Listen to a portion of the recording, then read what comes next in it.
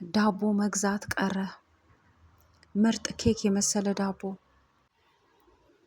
በተለይ ለቶስት እንደዚህ በቤት አዘጋጅተን ብንመገብ ጤናማ የሆነ በጣም ቆንጆ ተወዳጅ ዳቦ ነው። ትወዱታላችሁ። ሰላም ለሁላችሁም ይሁን።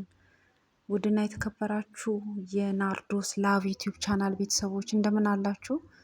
በዚህ ቪዲዮ እንደምታዩት ይህን የመሰለ ምርጥ ዳቦ ፍትፍት ያለ ፍርፍር ብሎ የበሰለ በቀላሉ ጤናማ በሆነ አዘገጃጀት በቤት ውስጥ እኔ ሁሌ እያዘጋጀው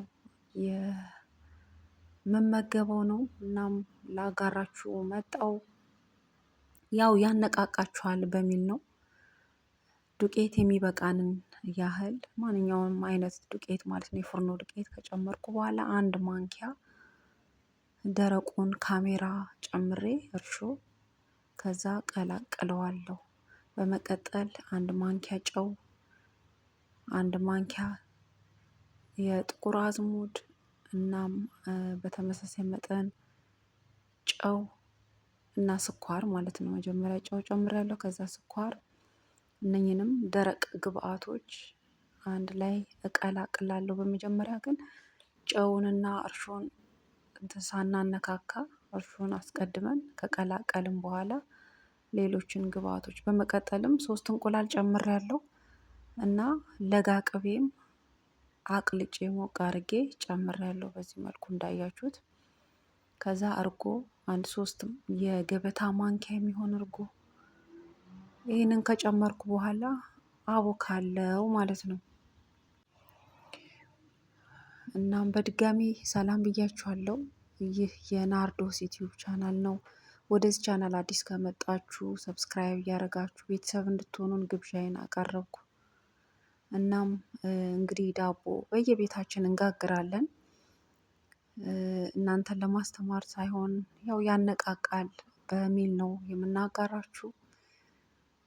እናም በዚህ ሂደት አቦካለሁ። ትንሽዬ ውሃ ጠብ እያደረኩ የሚበቃውን ማለት ነው፣ እንዳይበዛና ዱቄት እንዳያስጨምረኝ መጠኑን በዚህ መልኩ እያየው አቦካለሁ።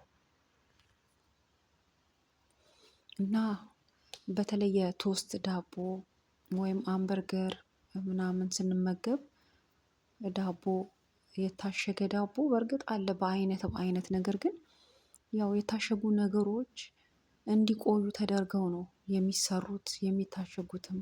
በእርግጥም ኤክስፓየር ዴት ይኖራቸዋል። ሆኖም ግን ፍሬሽ አይደለም። በቤት ውስጥ እንደዚህ አዘጋጅተን ከምንም ከኬሚካልም ከምንም የጸዳ ፕላስ ደግሞ ጤናማ የሆኑ ግብአቶችን ጠቃሚ የሆኑ ግብአቶችን አካተን በቤት ውስጥ ብናዘጋጅ በጣም ጠቃሚ ነውና በተለይ ልጆች ካለን ለልጆቻችንም ለኛም ጭምር እንደዚህ በቤት አዘጋጅተን መመገቡ እጅግ የተሻለ ነው እላችኋለሁ።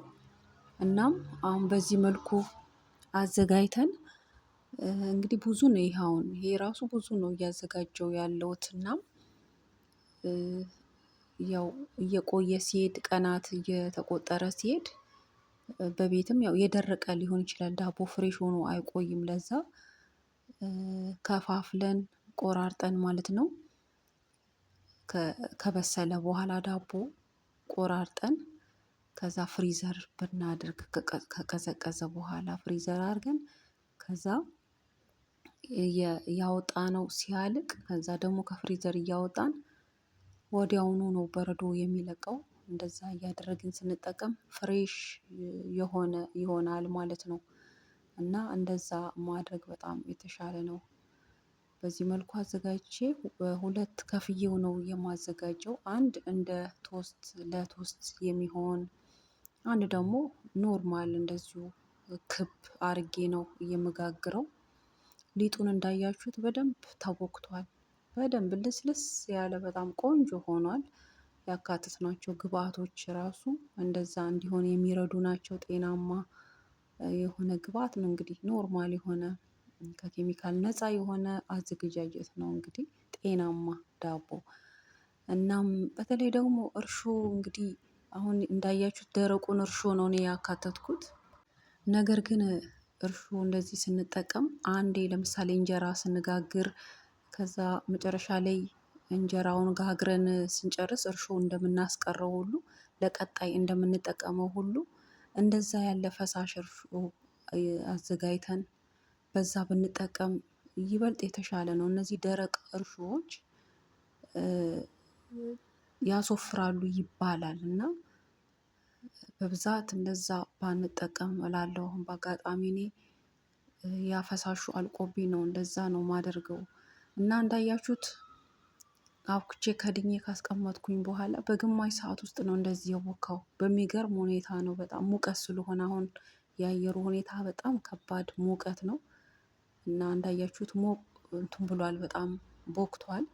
አየሩን ውስጡ ያለውን የእርሾውን አየር ካስወጣውኝ በኋላ በዚህ መልኩ እንደገና የተወሰነ አሸት አሸት አድርጌ ከዛ ሊጡን ለሁለት ከፍዬ እንደ ምጋግረው አዘጋጃለሁ። እንዳልኳችሁ አንዱን ለቶስት እና አንዱን ኖርማል አድርጌ ነው የምጋግረው።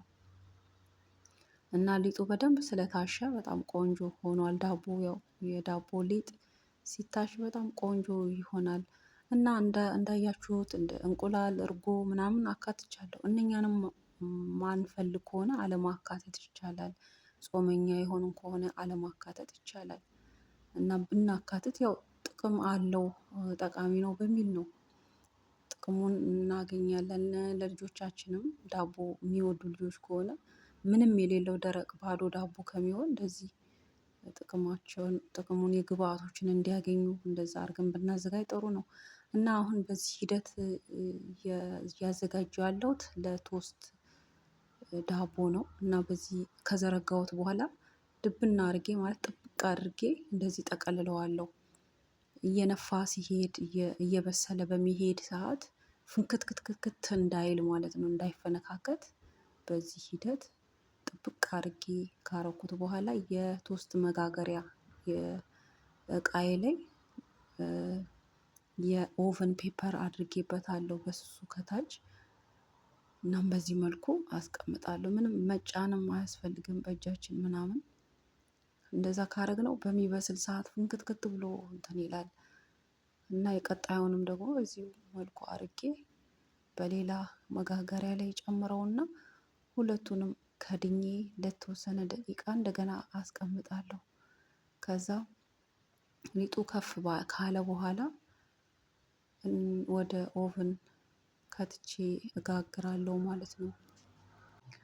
አሁን እንዳልኳችሁ አየሩ ሙቀት ስለሆነ ሊጥ ቶሎ አይቦካም ብሎ ማለት የለም። እናም ወዲያው ነው በቃ የሚቦካው። በጣም ከፍተኛ የሆነ ሙቀት ነው። እና በተለይ እንደዚህ ኤር ኮንዲሽን ሁሌ ክፍት ማይሆን ከሆነ እናም እስኪነፋ ድረስ እቃውን በተለይ የቶስት ዳቦ በዚህ ልክ ሊጡን አሳንሰን እንደዚህ አዘጋጅተን ራሱን ነፍቶ እቃውን እስኪሞላ ድረስ እንደዚህ ከፍ እስኪል ድረስ መጠበቅ ነው። እና ያኔ ልስልስ ያለ ውስጡ በደንብ የበሰለ ዳቦ ይሆናል። አያችሁ፣ ተወሰነ ደቂቃ በኋላ ሊጡ ከላይ ሞልቷል ማለት ነው። እንደዚህ ሁለቱም እና እንደዚህ ዝግጁ ከሆነ በኋላ ወደ ኦቭን ውስጥ ከትቼዋለሁ፣ ምንም ሳልነካካው ሊጡን ማለት ነው። እናም በ200 የሙቀት መጠን ቀስ ብሎ እንዲበስል ትቼዋለሁ። እናም የጤና አዳም ቡና አፈላው እገኛለሁ ማለት ነው። ዳቦአችን እየበሰለ ነው። ጤና አዳም ከረጅም ጊዜ ቆይታ በኋላ ስላገኘው ደስ ብሎኛል። ቡና ላይ እንደዚህ ተጨምሮ ኢትዮጵያ ስንጠጣ በጣም ነው ደስ የሚለውና እንደዛ አገሬን ነው ያስታወሰኝ። እና እንዳያችሁት ዳቦአችን ቀስ እያለ በስሏል። ኃይሉን የኦቭኑን በጣም ከጨመርን ግልብልብልብ ብሎ ውስጡ ሳይበስል እንትን እንዳይል ኃይል ዝግ አድርገን መጀመሪያ ሞቅ ካለ በኋላ ኦቭኑ ኃይሉን መቀነስ ነው። ከዛ ቀስ እያለ እንደዚህ በስሏል። ላዩን አይታችሁታል አይደለ? እንደዚህ ውስጡም ጭምር በቃ ምንም እንከን የሌለው ዳቦ ነው። በቃ ፍርፍር ያለ፣ ምክንያቱም አቦካኩም ወሳኝ ነው። ስናበስለውም እንዳልኳችሁ ኃይሉን ሳናበዛ ዝግ ባለ ሲሆን በቃ በደንብ የበሰለ ይሆናል። እና አሁን እየቆረስኩ ያለሁት የምቆርሰውን በትኩሱ ነው። አልጠበቅኩም ልጄን በጣም ስለፈለገች አልጠበቅኩም።